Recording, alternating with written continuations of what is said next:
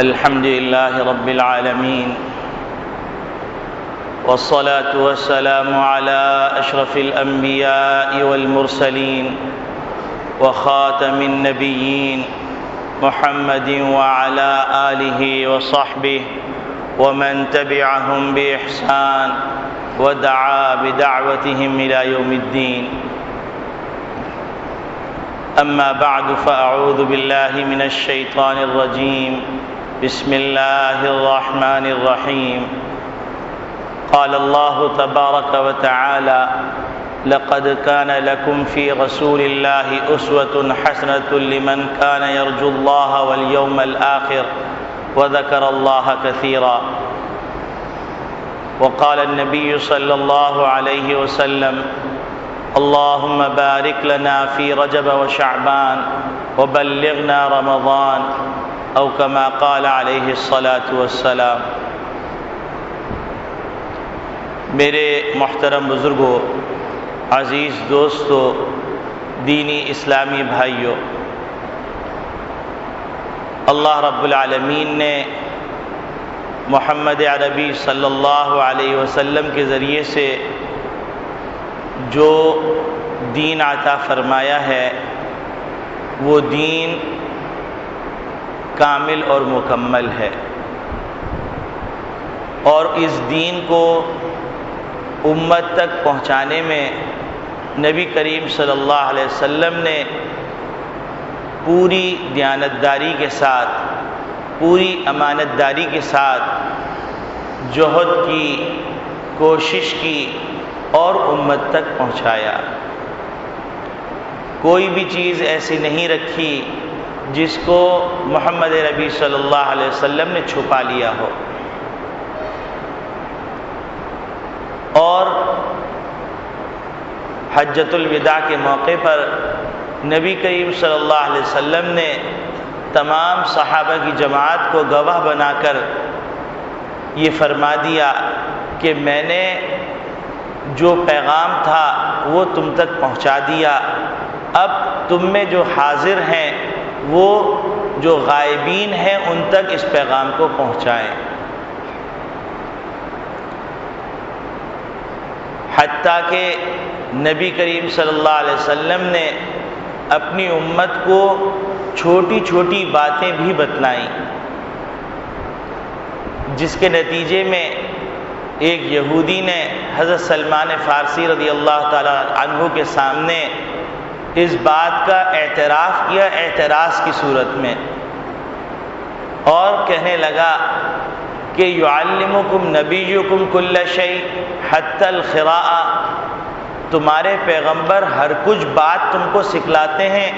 حتیٰ کہ قضائے حاجت کا طریقہ بھی بتلا دیتے ہیں. تو یہ کیسے ممکن ہے کہ نبی کریم صلی اللہ علیہ وسلم نے عبادات کی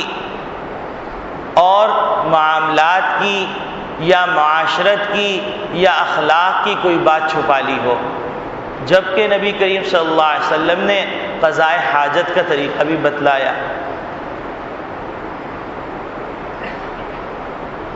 تو اب اگر کوئی شخص یوں کہے کہ فلاں عبادت کا یہ طریقہ ہے، فلاں احکامات یہ ہیں جس کا ذکر نہ نبی کریم صلی اللہ علیہ وسلم کی زندگی میں ملتا ہو، نہ نبی کریم صلی اللہ علیہ وسلم کے اقوال میں ملتا ہو، نہ نبی کریم صلی اللہ علیہ وسلم کے افعال میں ملتا ہو، اور نہ ہی صحابہ اکرام رضوان اللہ اجمعین نے کیا ہو، تو بالکل بدیہی بات ہے کہ وہ چیز عبادت نہیں ہو سکتی. جیسے کہ ماہ رجب، اس ماہ رجب کے حوالے سے بہت سی چیزیں مشہور ہو گئیں، اور باضابطہ طور پر عبادت سمجھ کے ان باتوں کو کیا جانے لگا، اور نہ کرنے والے کے اوپر تنقید کی جانے لگی اور ناگواری کا اظہار کیا جانے لگا. تو یہ بڑی خطرے کی بات ہے، بڑی فکر کی بات ہے کہ نبی کریم صلی اللہ علیہ وسلم سے گویا کہ یہ کہا جا رہا ہے کہ اے اللہ کے رسول، عبادت کے کچھ طریقے اور بھی تھے جو آپ بتا کے نہیں گئے، وہ ہم کر رہے ہیں۔ تو یہ انتہائی گستاخی کی بات ہے، انتہائی بے ادبی کی بات ہے کہ نبی کریم صلی اللہ علیہ وسلم کو زبان حال سے یہ کہا جائے، زبان قال سے کہنے کی تو جرأت نہیں ہے، لیکن زبان حال سے کہا جائے کہ ہم عبادت کے وہ طریقے جو آپ بتانا بھول گئے تھے یا ان کو آپ نے ذکر نہیں فرمایا، ان طریقوں پر ہم چل رہے ہیں۔ یا اسی طریقے سے کوئی شخص یوں کہے کہ میں صحابہ کرام رضوان اللہ اجمعین کا محبت کرنے والا ہوں، لیکن صحابہ کرام رضوان اللہ اجمعین کی جو محبت نبی کریم صلی اللہ علیہ وسلم سے تھی، اس سے زیادہ محبت میں کرتا ہوں، اور صحابہ کرام رضوان اللہ اجمعین نے جو کام نہیں کیے لیکن محبت ان کاموں کا تقاضا کرتی تھی تو وہ کام ہم کر رہے ہیں۔ تو یہ بھی بالکل بے ادبی کی بات ہے، کم عقلی کی بات ہے، کم علمی کی بات ہے کہ صحابہ کرام رضوان اللہ اجمعین سے زیادہ باادب، صحابہ کرام رضوان اللہ اجمعین سے زیادہ نبی کریم صلی اللہ علیہ وسلم کے حقوق کو پہچاننے والا، صحابہ کرام رضوان اللہ اجمعین سے زیادہ نبی کریم صلی اللہ علیہ وسلم کی باتوں پر عمل کرنے والا قیامت تک کوئی پیدا نہیں ہو سکتا۔ حتیٰ کہ اس پر علماء، محدثین اور سیرت نگاروں کا سب کا اس بات پر اتفاق ہے کہ وحشی رضی اللہ تعالی عنہ، جنہوں نے حضرت حمزہ رضی اللہ تعالی عنہ کو حضرت حمزہ رضی اللہ تعالی عنہ حالت ایمان میں، حضرت وحشی رضی اللہ تعالی عنہ اس وقت حالت کفر میں تھے، انہوں نے حضرت حمزہ رضی اللہ تعالی عنہ کو شہید کیا، ان کی بے حرمتی کی، لیکن جب فتح مکہ کے موقع پر نبی کریم صلی اللہ علیہ وسلم کی خدمت میں آ کر اسلام قبول کر لیا، کلمہ طیبہ پڑھ لیا، تو اب قیامت تک جتنے قطب اور ابدال اور اولیاء اللہ ہیں وہ سارے کے سارے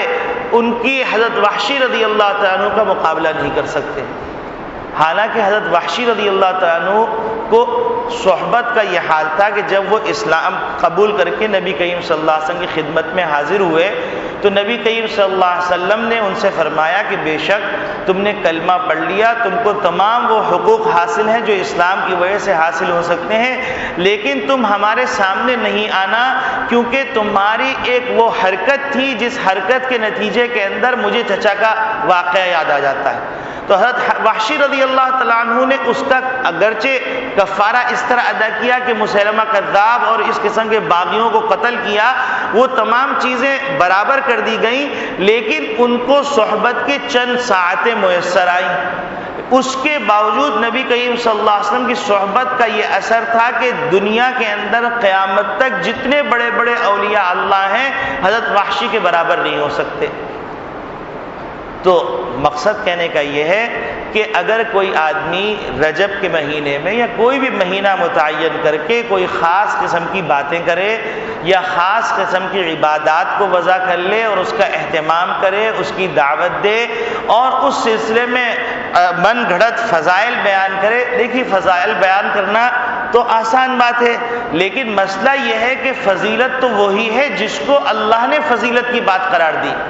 کیونکہ اگر کوئی آدمی اپنی طرف سے فضائل گھڑ لے لیکن اللہ نہ دے وہ فضیلت تو کوئی کچھ نہیں کر سکتا، کیونکہ اللہ رب العالمین فعال لما یرید ہیں، جو چاہے کرتے، لا یسأل، اللہ سے کوئی پوچھ نہیں کر سکتا، باس پرس نہیں کر سکتا کہ اللہ آپ نے یہ کیوں کیا، اور اللہ رب العالمین جتنے انسان جو کام کر رہے ہیں اس کے بارے میں باس پرس کر سکتا ہے اور باس پرس کرے گا۔ تو اگر کوئی آدمی من گھڑت قسم کے فضائل بیان کر لے اور بیان کرنے کے بعد لوگوں کو اس عبادت پہ لے آئے تو نبی کریم صلی اللہ علیہ وسلم سے اگر ہم جا کے دریافت کریں کہ اے اللہ کا ممکن نہیں ہے لیکن احادیث کی روشنی میں دریافت کیا جا سکتا ہے، تو احادیث کے اندر نبی کریم صلی اللہ علیہ وسلم کے فرامین کو تلاش کریں تو نبی کریم صلی اللہ علیہ وسلم فرماتے ہیں من احدث فی امرنا ھذا ما لیس منہ فہو رد، کہ جو بات میرے دین کے اندر نہیں تھی اس کو پیدا کیا گیا، ایجاد کیا گیا، اس کو بدعت کے طور پہ رائج کیا گیا، تو وہ میرے نزدیک، اللہ کے نزدیک مردود ہے۔ تو اب ایسی مشقت کرنا سوائے کم عقلی کے کوئی بات نہیں ہے۔ تو بہرحال جب یہ مقدمہ سمجھ میں آ گیا کہ نبی کریم صلی اللہ علیہ وسلم پورا دین لے کے آئے اور پورا دین اپنی امت تک پہنچا دیا، اس میں کوئی چیز چھپا کے نہیں رکھی، کوئی خیانت نہیں کی، اور صحابہ اکرام رضوان اللہ اجمعین نے نبی کریم صلی اللہ علیہ وسلم کی محبت کا حق ادا کیا، اور نبی کریم صلی اللہ علیہ وسلم کی محبت کا حق ادا کرنے کے اندر کوئی ان کا ہمسر نہیں ہو سکتا، اور صحابیت کا جو مقام ہے وہ بڑے سے بڑے ولی کو حاصل نہیں ہو سکتا۔ تو جب یہ تمام باتیں مسلم ہیں تو اب رجب کے مہینے کے اندر ہم چلتے ہیں اور چل کے دیکھتے ہیں کہ کون کون سی باتیں نبی کریم صلی اللہ علیہ وسلم سے ثابت ہیں اور کون کون سی باتیں گھڑ لی گئی ہیں۔ سب سے پہلی بات جو نبی کریم صلی اللہ علیہ وسلم سے صحیح سند کے ساتھ ثابت ہے وہ بات یہ ہے کہ جب رجب کا چاند نبی کریم صلی اللہ علیہ وسلم دیکھتے تو رجب کا چاند دیکھنے کے بعد نبی کریم صلی اللہ علیہ وسلم یہ دعا فرماتے، اللہم بارک لنا فی رجب و شعبان وبلغنا رمضان، اے پروردگار عالم ہمارے لیے رجب اور شعبان میں برکت عطا فرمائیے اور ہم کو اتنی عمر عطا فرمائیے کہ رمضان مبارک کا مہینہ ہم کو مل جائے۔ بہت سے احباب نے اس دعا کا اہتمام کر لیا ہوگا، لیکن اگر کسی کے ذہن میں نہیں رہا، بھول گئے، اس کا اہتمام نہیں کر سکے تو ابھی رجب کی کچھ ساعتیں باقی ہیں، میں اس دعا کو آہستہ آہستہ پڑھتا ہوں، سب دہرا لیجئے، تو یہ سنت جو صحیح سند کے ساتھ ثابت ہے یہ زندہ ہو جائے گی۔ اور حدیث کے اندر آتا ہے کہ من احیا سنتی عند فساد امتی فلہ اجر 100 شہید، کہ جو آدمی ایک سنت میری زندہ کرے اس کے لیے ایسا ہے جیسا کہ 100 شہیدوں کا ثواب۔ تو یہ معمولی بات نہیں ہے، لہذا ہم اس فضیلت کو حاصل کر لیتے ہیں۔ اللہم بارک لنا فی رجب و شعبان وبلغنا رمضان۔ اب یہاں پر ہم نے الحمدللہ وہ بات جو رجب کے مہینے میں نبی کریم صلی اللہ علیہ وسلم سے صحیح سند کے ساتھ ثابت ہے وہ ہم نے کر لی، تو ہم نے رجب کے مہینے کی جو فضیلت ہے وہ حاصل کر لی۔ اب اس دعا سے ایک بات اور سمجھ میں آتی ہے، وہ بات کیا سمجھ میں آتی ہے؟ وہ بات یہ سمجھ میں آتی ہے کہ انسان کو اپنی درازی عمر کے لیے دعا کرنی چاہیے کہ اللہ تعالیٰ ایسی عمر عطا فرمائے جس کے اندر ہم زیادہ سے زیادہ نیکیاں کر سکیں۔ نبی کریم صلی اللہ علیہ وسلم جو یہاں پر دعا فرما رہے ہیں یہ در حقیقت نیکیوں کا جو مہینہ، رحمتوں کا جو مہینہ، برکتوں کا جو مہینہ، اللہ کی عنایات کا جو مہینہ رمضان مبارک آنے والا ہے اس کے حصول کے لیے دعا فرمانے ہیں، اے اللہ میری عمر میں برکت عطا فرما دے۔ تو اس دعا سے یہ بات بھی سمجھ میں آ گئی کہ انسان اگر اپنے لیے دعا کر رہا ہے کہ اے اللہ میری عمر میں برکت عطا فرما دے تاکہ میں خوب نیکیاں کروں، خوب آپ کو راضی کرنے والے کام کروں، تو اس میں کوئی حرج کی بات نہیں۔ تو یہ ایک بات اس دعا سے سمجھ میں آ گئی۔ دوسری بات یہ عرض کرنی ہے کہ بہت سے لوگوں کے درمیان یہ بات مشہور ہے کہ رجب کے مہینے کی 27ویں تاریخ کو شب معراج ہے۔ اس میں کوئی شک نہیں کہ شب معراج نبی کریم صلی اللہ علیہ وسلم کا ہی نہیں ساری انسانیت کا ایک عظیم واقعہ ہے کہ اللہ رب العالمین نے نبی کریم صلی اللہ علیہ وسلم کے قرب کا وہ اعلیٰ مقام عطا فرمایا جو کسی کو نصیب نہیں ہوا۔ تو یہ واقعتاً بڑی فضیلت کی بات ہے، لیکن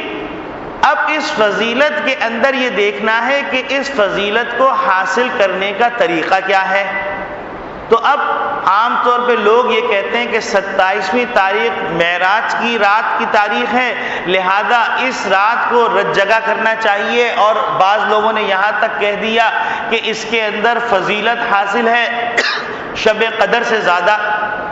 اور بھی نامعلوم کیا کیا باتیں گڑھ لی گئی ہیں۔ تو یہاں پر یہ بات ذہن نشین ہونی چاہیے کہ شب معراج جو ہوئی ہے اس میں مختلف اقوال ہیں۔ ایک قول کے مطابق رجب کا مہینہ ہے، ایک قول کے مطابق ربیع الاول کا مہینہ ہے، ایک قول کے مطابق کوئی اور مہینہ ہے۔ اب نبی کریم صلی اللہ علیہ وسلم نے معراج کے واقعے کو ذکر فرمایا، لیکن نہ نبی کریم صلی اللہ علیہ وسلم نے اس تاریخ کو محفوظ کرنے کا اہتمام کرنے کا حکم فرمایا، نہ صحابہ اکرام رضوان اللہ اجمعین نے محفوظ فرمایا۔ تو اس سے معلوم یہ ہوتا ہے کہ شب معراج کی کوئی خاص فضیلت نہیں ہے۔ اس معنی کے اندر معراج کی تو فضیلت ہے، لیکن اس شب کی کہ اس میں کوئی خاص قسم کی عبادت کی جائے، اس کے اندر صلاۃ تسبیح کا جماعت کے ساتھ اہتمام کیا جائے، چراغاں کیا جائے اور خاص قسم کے وظائف پڑھے جائیں، خاص قسم کے نوافل کا اہتمام کیا جائے، اور اس نوافل کے اندر یہ کہا جائے کہ آپ فلاں رکعت پڑھیے، اس میں سورہ فاتحہ اتنی مرتبہ، سورہ اخلاص اتنی مرتبہ، دوسری رکعت میں فلاں سورت اتنی مرتبہ۔ تو ایسا کوئی عمل اور ایسی کوئی بات نہ نبی کریم صلی اللہ علیہ وسلم سے منقول ہے، نہ صحابہ کرام رضوان اللہ اجمعین سے منقول ہے۔ تو اس طرح کی باتیں کرنا یہ ناسمجھی کی بات ہے، اور دین کے اندر کوئی نئی چیز کا ایجاد کرنا ہے، اور یہ بات بھی غلط ہے۔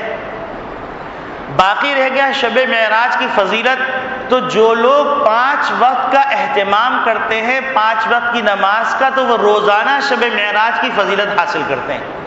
کیونکہ نبی کریم صلی اللہ علیہ وسلم کو جب معراج عطا کی گئی تو اس میں نبی کریم صلی اللہ علیہ وسلم کے ذریعے سے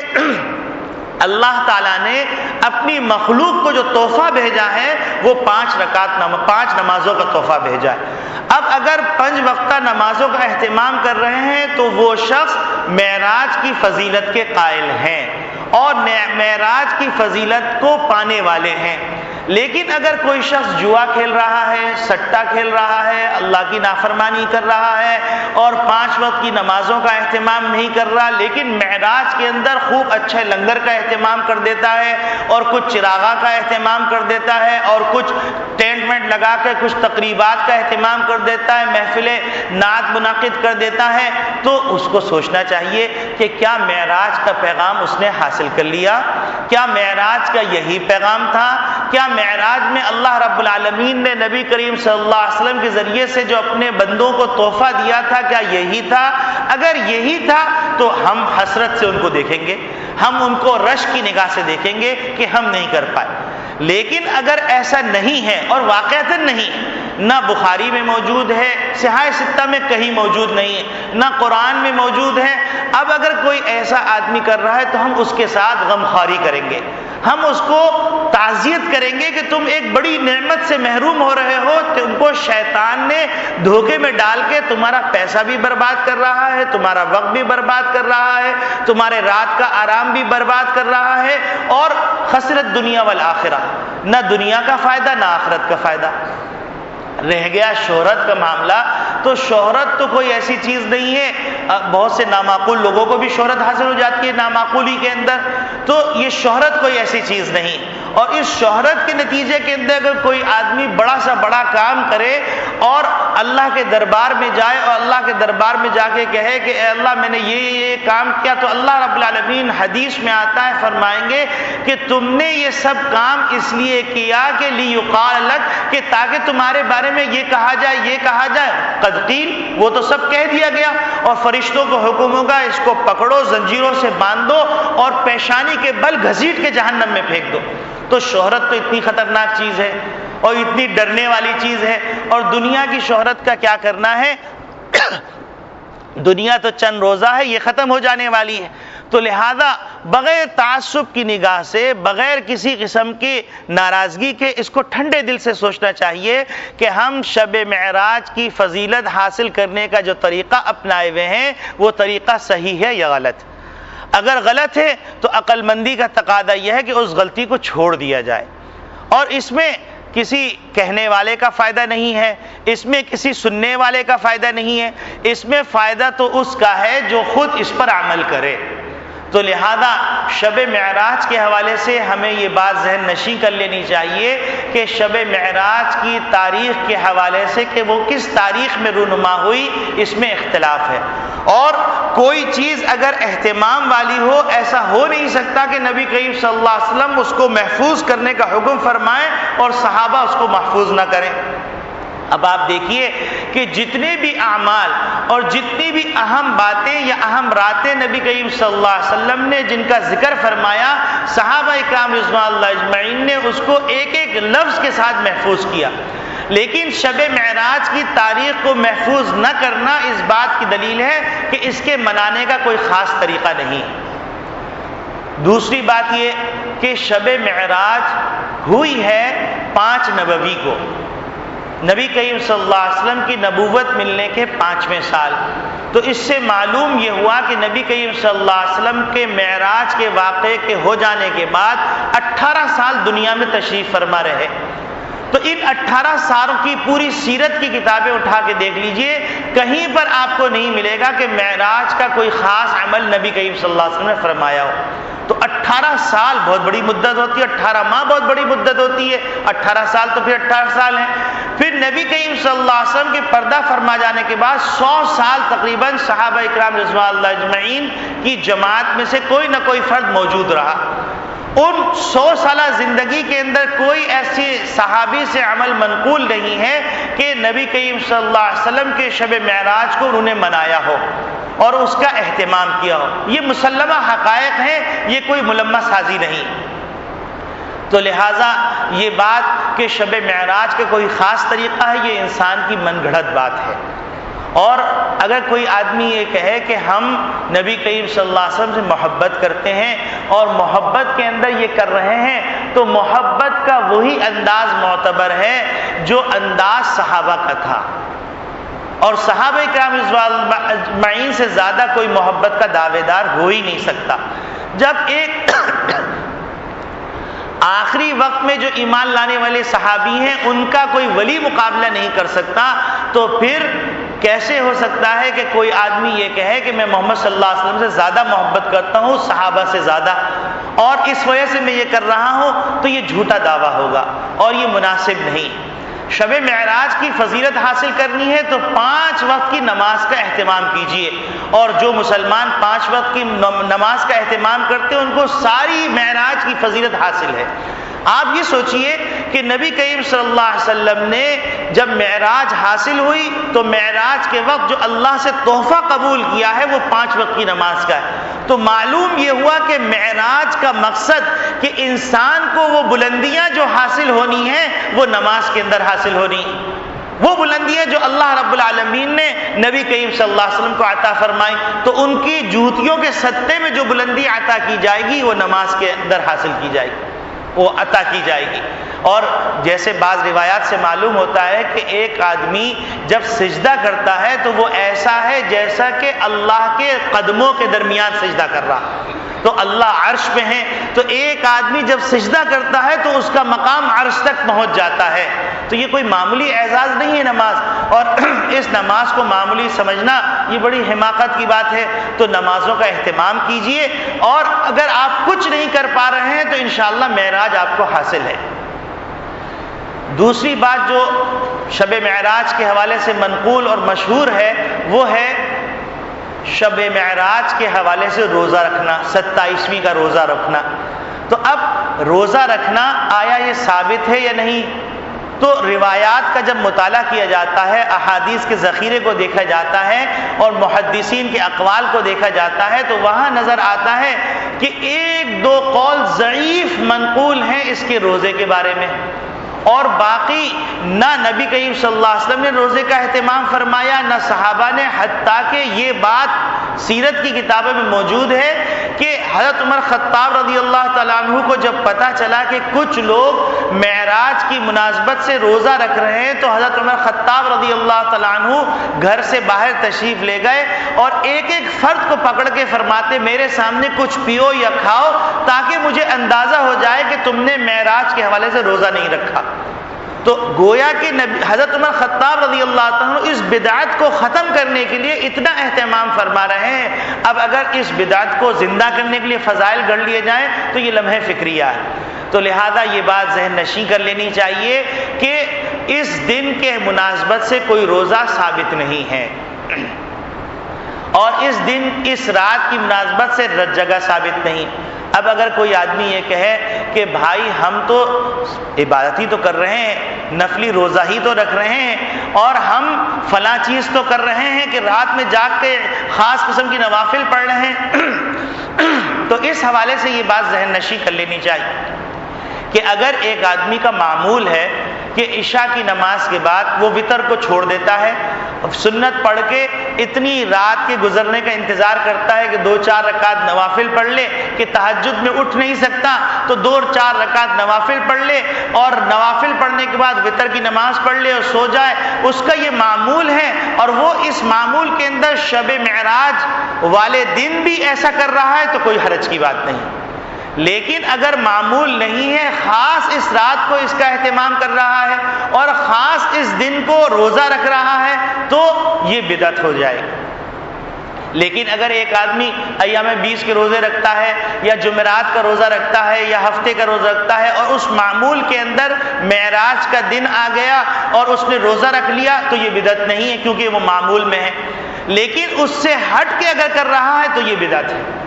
اور عبادت کے سلسلے میں ایک بنیادی اصول یہ ذہن میں رہنا چاہیے کہ اللہ جس چیز کو عبادت کہہ دیں، نبی کریم صلی اللہ علیہ وسلم جس چیز کو عبادت قرار دے دیں وہ عبادت ہے، اور جس چیز کو نبی کریم صلی اللہ علیہ وسلم عبادت قرار نہ دیں وہ عبادت نہیں۔ اب اس کو مثال سے اگر سمجھنا چاہیں تو یوں سمجھ لیجئے کہ حدیث شریف میں آتا ہے کہ جس شخص نے بیت اللہ شریف کے اندر نماز پڑھی اس کو ایک نماز کے صدقے میں 1,00,000 نمازوں کا ثواب ملے گا۔ اب یہ دیکھیے کتنی بڑی فضیلت ہے، کتنی عظیم فضیلت ہے۔ اب یہی ایام حج آ جائیں، یعنی یوم عرفہ ہے، یوم الترویہ ہے، یوم نحر ہے، یہ ایام حج آ جائیں تو حکم یہ دیا جا رہا ہے کہ بیت اللہ کو چھوڑ دو اور تم مینا میں جا کر وقوف کر لو۔ اب کوئی آدمی یہ سوچے کہ بھائی مینا ایک میدان ہے، وہاں سال میں ایک دفعہ ٹھہرتے ہیں لوگ اور وہاں کوئی ایسا اہتمام نہیں ہوتا، کیوں نہ میں ایسا کروں مینا میں جا کے سامان رکھ دوں اور سامان رکھنے کے بعد میں حرم میں آ جاؤں، ظہر کی نماز بھی حرم میں پڑھ لوں، عصر کی نماز بھی حرم میں پڑھ لوں، مغرب کی نماز بھی حرم میں پڑھ لوں، عشاء کی نماز بھی حرم میں پڑھ لوں، فجر کی نماز پڑھنے کے بعد واپس مینا آ جاؤں، تو اس کو 1,00,000 نمازوں کا ثواب ملنے کے بجائے گناہ ملے گا۔ کیونکہ اللہ نے جس وقت کہا کہ یہ 1,00,000 نمازوں کا معاملہ ہے تو اس وقت ثواب ملے گا۔ جب اللہ نے کہا مینا کو حرم کو چھوڑو اور مینا چلے جاؤ تو اب یہ سارا ثواب مینا کے اندر منحصر ہو گیا، چونکہ اطاعت کے اندر ثواب ہے، نافرمانی میں ثواب نہیں۔ اسی طریقے سے اب اگر ایک آدمی کہے کہ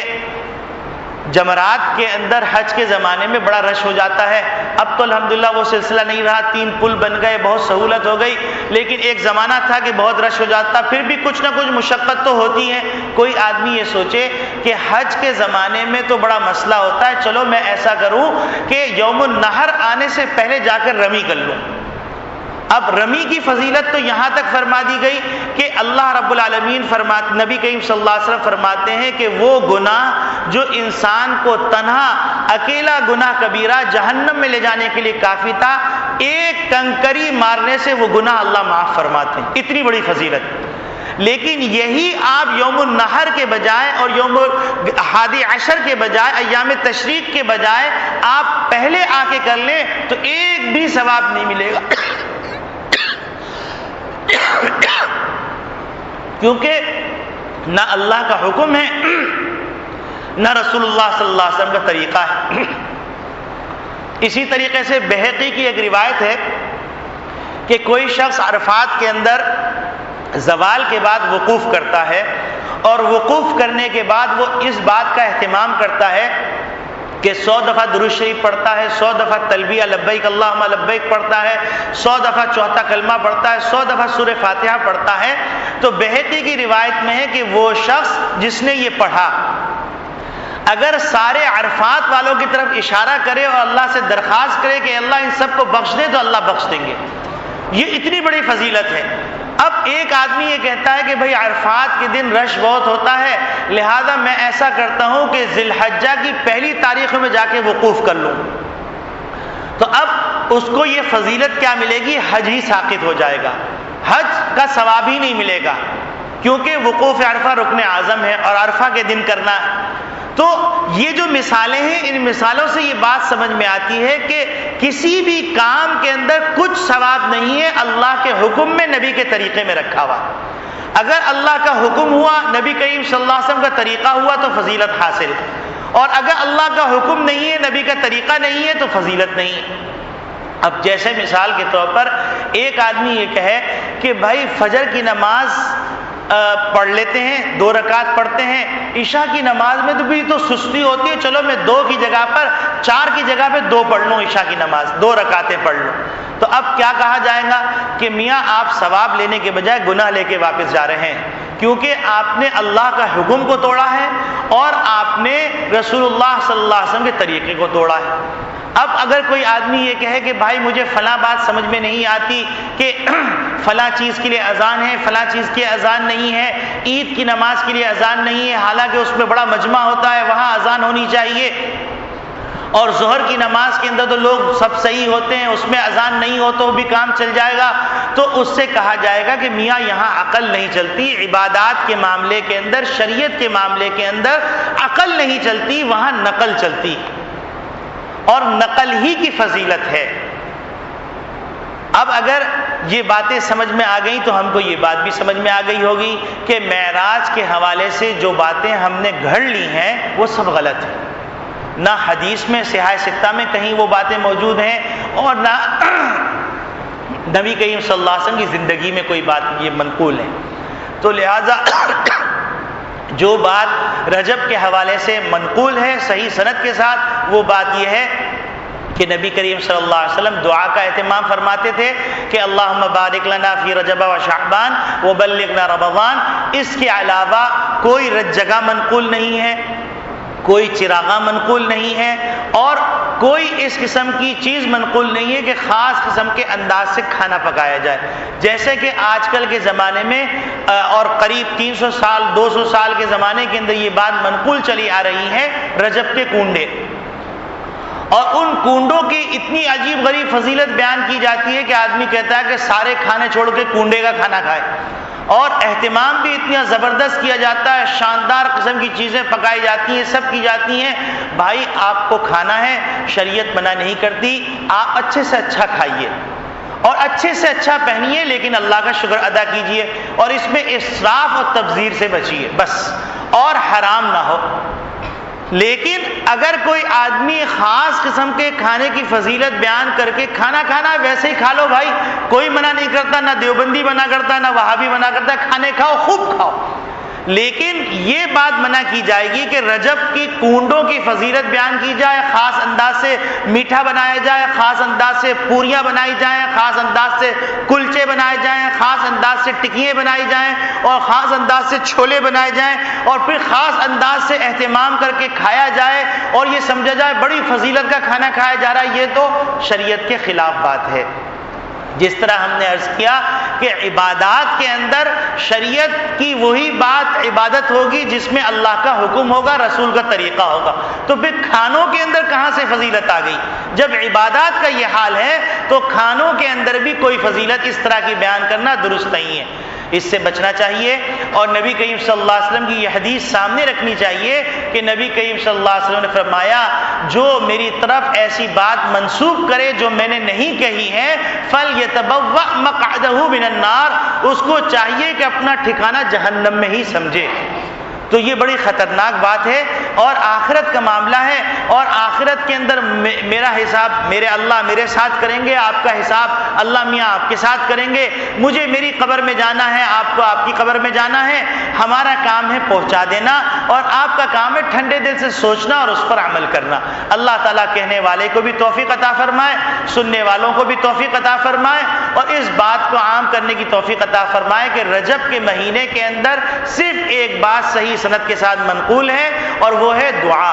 اور دوسرے نمبر پر رجب کے کنڈے یہ غلط بات ہے، شب معراج کو منانا یہ غلط بات ہے، روزہ رکھنا یہ غلط بات ہے، نفس روزہ رکھنا اگر معمول کے اندر آ رہا ہے، ایام 20 کا روزہ آ گیا، یا جمعرات کا روزہ یا ہفتے کا روزہ رکھتے تھے وہ آ گیا تو ٹھیک ہے، اس روزے کا اہتمام اس ضمن میں اگر آپ نے روزہ رکھ لیا تو کوئی حرج کی بات نہیں، اس کے علاوہ جتنے طریقے ہیں وہ طریقے غلط ہیں۔ اسی طریقے سے رجب کے کنڈے کی بھی کوئی حقیقت نہیں ہے، صحیح شریعت پہ عمل کیا جائے، اور اس بات کو ذہن نشین کیا جائے کہ یہ جو ٹوکا جاتا ہے، روکا جاتا ہے، سمجھایا جاتا ہے کہ بھائی فلاں کام شریعت ہے، فلاں کام شریعت نہیں ہے، اس کی وجہ سمجھ لیجئے۔ اس کی وجہ یہ ہے کہ یہودی علماء نے جب اپنے لوگوں کو نہیں روکا ٹوکا، عیسائی علماء نے جب اپنے لوگوں کو نہیں روکا ٹوکا، تو اس کا نتیجہ کیا ہوا؟ شریعت کی شکل بگڑ گئی، حتیٰ کہ نہ تورات محفوظ ہے، نہ انجیل محفوظ ہے، نہ اس کی صحیح تشریحات محفوظ ہیں۔ تو اب اگر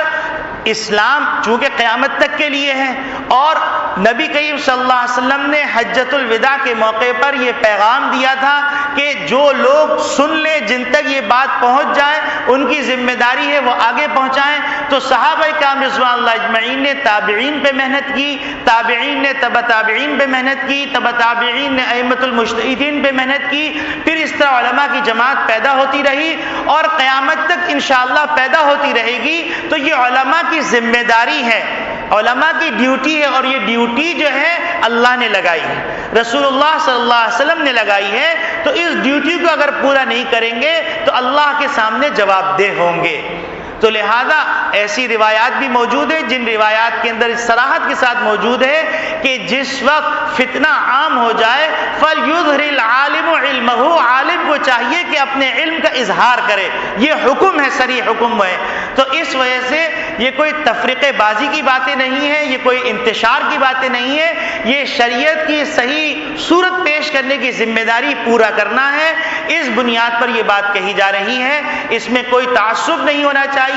اس میں کوئی مخالفت اور ایک دوسرے پر ٹھٹا بازی نہیں ہونی چاہیے، ایک دوسرے کا مذاق نہیں ہونا چاہیے، بلکہ اطمینان سے، محبت سے سمجھانا چاہیے۔ آج نہیں سمجھے کل سمجھ لیں گے، کل نہیں سمجھے پرسوں سمجھ لیں گے، اور الحمدللہ ایسے لوگ وجود میں آ رہے ہیں کہ وقت کے ساتھ ساتھ ان کو سمجھ میں آ رہی ہے اور وہ صحیح شریعت پر اپنی زندگی گزارنے کے لیے آ رہے ہیں۔ اللہ رب العالمین کہنے والے کو بھی عمل کی توفیق عطا فرمائے، سننے والوں کو بھی عمل کی توفیق عطا فرمائے۔ وآخر دعوانا ان الحمد للہ رب العالمین۔